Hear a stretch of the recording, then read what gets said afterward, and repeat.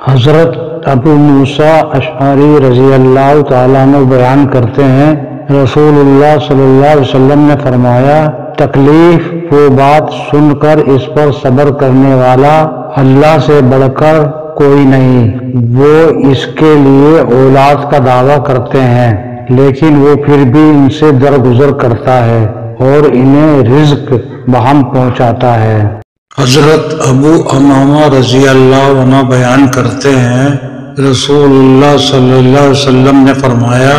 جس شخص نے اللہ کے لیے محبت کی، اللہ کی خاطر بغض رکھا، اللہ کی رضا کے خاطر عطا کیا اور اللہ کے لیے روک لیا تو اس نے ایمان مکمل کر لیا۔ حضرت عثمان رضی اللہ تعالی بیان کرتے ہیں، رسول اللہ صلی اللہ علیہ وسلم نے فرمایا، جس شخص کو اس حالت میں موت آئے کہ وہ جانتا ہو کہ اللہ کے سوا کوئی معبود برحق نہیں تو وہ جنت میں داخل ہوگا۔ حضرت ابو ہریرہ رضی اللہ تعالی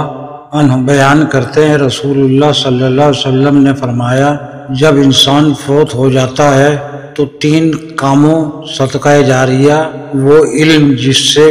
استفادہ کیا جائے اور نیک اولاد جو اس کے لیے دعا کرے کے سوا اس کے اعمال کا سلسلہ منقطع ہو جاتا ہے۔ حضرت ابو ہریرہ رضی اللہ تعالی عنہ بیان کرتے ہیں، رسول اللہ صلی اللہ علیہ وسلم نے فرمایا، مجھے بتاؤ، اگر تم میں سے کسی شخص کے گھر کے سامنے نہر ہو اور وہ ہر روز اس میں 5 مرتبہ غسل کرتا ہو تو کیا اس کے جسم پر کوئی میل باقی رہ جائے گا؟ صحابہ نے عرض کیا، اس کے جسم پر کوئی میل باقی نہیں رہے گا۔ آپ نے فرمایا، یہی 5 نمازوں کی مثال ہے، اللہ ان کے ذریعے خطائیں مٹا دیتا ہے۔